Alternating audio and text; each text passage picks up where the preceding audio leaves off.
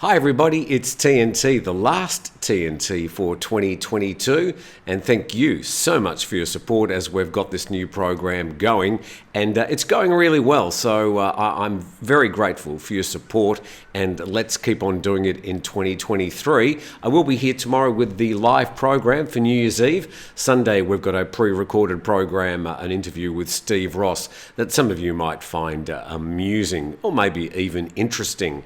Also, just interested to know what you do on New Year's Eve. I've had a New Year's Eve, tradition. It goes back a long, long way, back to when I used to be in Mornington in Victoria, and we used to go to a New Year's Eve screening of Highlander, the movie. I must have done that for about a decade, running into the same old friends each year. It was just sort of what we did. Now, in recent years, we've sort of swung that movie around to watching Team America, which if you haven't seen it, you probably need to be taking something, I think, to really enjoy it. But it's the most weird movie, but I love it, and I do get to see it every New Year's Eve these days. So I'll be cuddled up on the couch around about 9 p.m, probably fall asleep halfway through, be in bed by 10, woken up at midnight with some fireworks, and then up the next morning at 5:30, as I usually am. I'm just a morning person. Not that I'm boring, it's just that I don't really hang out late at night. So we've got a lot to do today. We're going to be spending the second half of the program talking about this sort of Chinese issue, the Chinese situation with many Chinese travellers thought to start travelling early next year and what that means for the rest of the world. But we've got plenty of other stories to cover on today's TNT.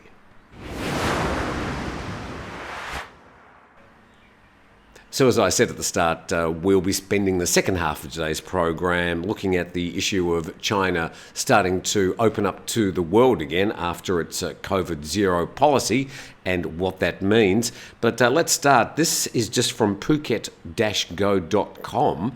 Maya Bay to close down for 2 days in January.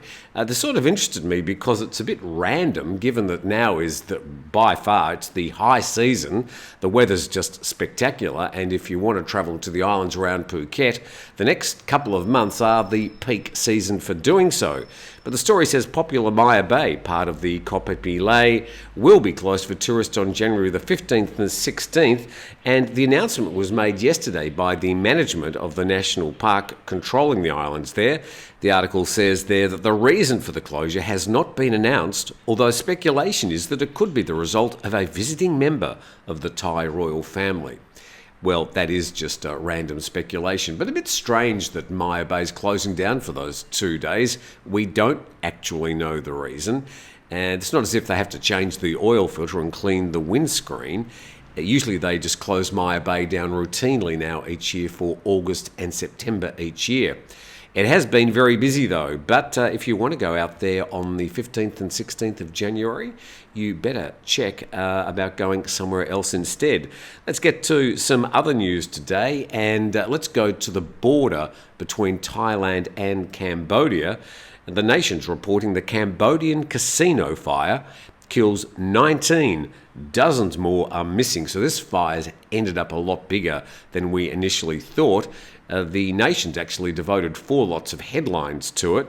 Fugitive Thai politician owned Cambodian casino where fire kills 10. Obviously that story was posted before they had the latest numbers. Also, the number of dead in Poipet casino inferno expected to surge. Thailand opens border crossings amid casino blaze, death toll fears. And the story says that at least 19 people were killed. Up to 30 were missing after a huge fire tore through the casino hotel in the Cambodian town on the Thai border. And down there it says 60 people have been injured. That's what we know so far. A spokesman from the Interior Ministry had earlier said it was not clear how many people were still inside the charred building. And it's in Poipet. We'll check out where that is in a moment. And down the bottom there, a key part of Cambodia's tourism industry, important for its economy. Casinos in the capital of Phnom Penh and on the border with Vietnam and Thailand, and down there in Sihanoukville as well, are a draw for visitors from Asian nations that ban gambling. code for China. Now, this is where Poipet is. We can zoom in there. We've got Bangkok on the left, and then we've got this little town of Poipet right on the Cambodian border. A bit of a rollicking pioneer town, obviously where they allow gambling, and they've got the casinos there with that tremendous fire. Let's go to our next story now. And this from ASEANnow.com. Norwegian fined 5,000 baht for public sex, but he can't remember who the lady was. And the Thai woman that he was with near the Chum Sai intersection in central Pattaya remains a 150 to 160 centimetre mystery. Asked if he could remember his partner after he enjoyed himself up against a power pole, the Norwegian said he was drunk. He can't even remember who she was, even though it was all caught on CCTV. And then the last paragraph there, Sanook reports that the Pattaya police are still on the lookout for the lady who let Pattaya down. Really? That's the way they finished the story. So that Norwegian man, I think, should consider himself lucky for getting away with a 5,000 baht fine for, well, I think you could describe it as gross public indecency. Now, down in Phuket, 2 male foreign bodies found floating near Russia Island in Phuket. The Russia Islands are down to the southeast of the island of Phuket, which has got about 30 islands around it. So it's just one of many, many islands that people can visit. And 2 bodies of male foreigners were found floating in the sea. And it says that the 2 bodies were found floating near the Rangai beach east of Ratchanoi Island. So late yesterday afternoon, the Royal Thai Navy and rescue divers arrived at the scene to find 2 bodies tied with ropes connected together with a floating life jacket. And boy, well, it sounds suspicious. But what happened is fishermen that saw the bodies decided to tie them together so that they wouldn't sort of drift apart. Sure, they thought they were probably doing the right thing. That story ends by saying that the 2 bodies were male foreigners, which were taken back to land late yesterday afternoon for further identification and investigation. So we don't know. I've checked the media this morning. We still don't know who those people are, although they were designated as foreigners. With thanks to 5 Star Marine, who, if you are heading off the coast of Phuket and you'd like to do a private tour, please contact 5 Star Marine to check out their availability, although I do know that they've got bookings, I think, pretty much up until the middle of January at the moment. But thanks to 5 Star Marine, and there's a link in the description in this video.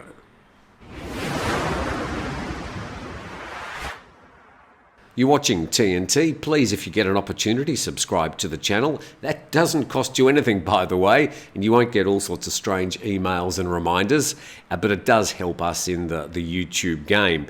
Let's go to the Thai government's response to this situation with Chinese travellers potentially heading back to Thailand early next year. The Bangkok Post reporting that the ministry braces as curbs end. The Prime Minister Prayut Chan-o-cha has instructed the Tourism and Sports Ministry to map out measures to handle the return of Chinese tourists, as about 300,000 of them are expected to arrive in the first quarter of next year. Well, there's a whole lot of figures in this article which are quite random. We had the governor of the TAT the other day saying that there's going to be an extra 5 million travellers coming to Thailand from China next year. And then we had the Sports and Tourism Minister yesterday saying it will be 7 to 10 million. And now in the first quarter, well, it's only going to be 300,000, according to the Prime Minister. Let's go on with the story. And speaking of the governor of the TAT, the second paragraph saying that Mr. Yuttasak said after the meeting with the PM that he stressed the need to take care of Chinese tourists as well as ensure the health and safety of Thai people. The third paragraph, the TAT expects the Chinese tourist would start arriving from January the 5th, noting the Chinese New Year next year is on January the 22nd. And about 300,000 will arrive in the first quarter of next year, which would help the tourism sector during the low season. The low season is sort of the mid to end of the year. You're right in the middle of the high season, Mr. Yuttasak. I'm sorry to inform you, if you'd like to drop in sometime to Phuket, let's get a coffee, let's sit down, talk about the way that you put your numbers together, and also let's help you understand the difference between the high and low season.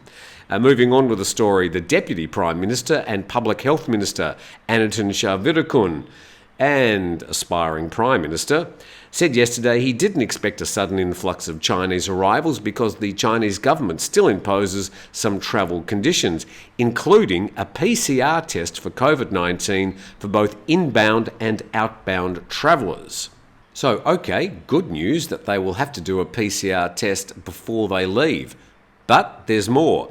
That said, he also said Thailand won't require Chinese visitors who are fully vaccinated to take a COVID-19 test before or after they arrive. Most Chinese citizens have received at least 3 doses of vaccine. Many others have developed antibodies. And down the bottom there, Chinese visitors will only be required to comply with measures which are imposed on all foreign arrivals, such as buying health insurance. Well, that finished 4 months ago. So it seems also, if he's been quoted correctly, that Anantan Sharvirakun, the Public Health Minister of Thailand, doesn't understand his own policies either. Let's move on with the story. Officials are planning to offer AstraZeneca vaccines to Chinese visitors who've had 3 shots of Sinovac and are willing to pay for the booster jab.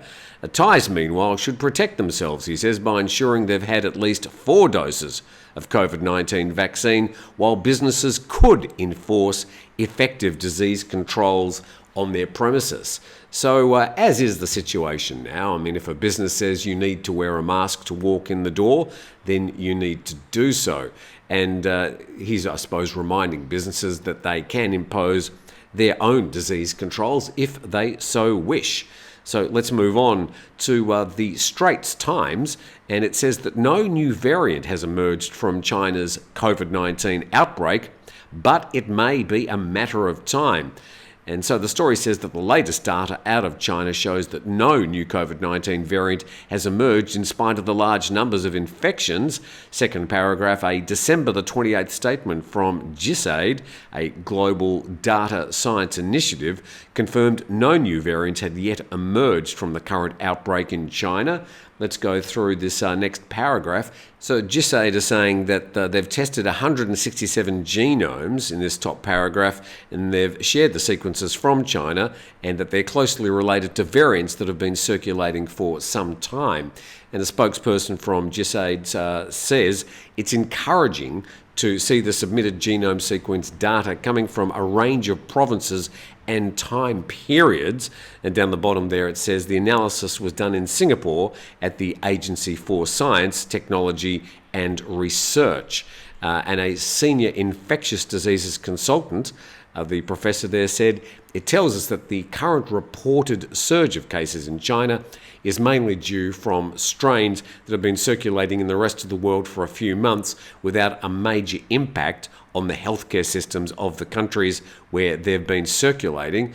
And it says some countries such as the United States, India, Japan and Italy have introduced health measures such as requiring COVID-19 tests for visitors from China. And the third paragraph there, Singapore's approach is rational. Taking a stricter stance against incoming travellers has done little more than briefly delay any potential new wave of COVID-19. So that's the considered opinion of that particular professor. Let's move to Voice of America now. And they say that lack of information on China's COVID surge stirs global concern. Well, that's the point at the moment. There isn't a lot of black and white. There's a lot of grey. And people in the comments section, even on my little channel, have been saying, oh, here are the numbers and here's the number of bodies that are stacking up in the streets. We really don't know. Hopefully by going through some of these different media, we get a bit of a different perspective or a broad perspective of what might be going on. Let's see what VOA are reporting. Moves by several countries to mandate COVID-19 tests for passengers arriving from China reflect global concerns that new variants could emerge in the ongoing explosive outbreak, and that the government may not inform the rest of the world quickly enough. The third paragraph saying that it includes US, Japan, India, South Korea, Taiwan and Italy have announced testing requirements for passengers from China. And then this quote from the head of Taiwan's Epidemic Command Centre, who told AP that we have a very limited grasp on its information and it's not very accurate. The fourth paragraph there with the question mark, the Chinese Foreign Ministry spokesman said yesterday that many countries have not changed their policies for travellers from China and said that any measures should treat people from all countries equally. The German Health Ministry spokesperson said authorities there have no indication that a more dangerous variant has developed in the outbreak in China. And then the next paragraph, more broadly, the WHO director says the body needs more information on the severity of the outbreak in China, particularly on hospital and ICU admissions, in order to make a comprehensive risk assessment of the situation on the ground. So the WHO taking a sort of a cautious tone there, but there are already 6 governments that have said they're going to be testing Chinese people arriving in their country, and there has been, I think yesterday there was a plane arriving in Milan, and 50% of the people reportedly tested positive for COVID-19. Now, given that what happened 3 years ago when that first case emerged outside of China, when a lady arrived in Thailand on January the 13th, kicking this whole thing off. We don't really want all that to happen again. We note that the Omicron variant is much less aggressive, but it's also much more transmissible. So we're not out of the waters yet, and it seems that the Thai government don't wish at this stage to show the precautions that 6 other governments have at the moment. I think this is a story that's going to continue to change, and it may be that the attitude of the Thai government to Chinese travellers may change before they start arriving in January. We'll keep an eye on it, and that's about the best we can do.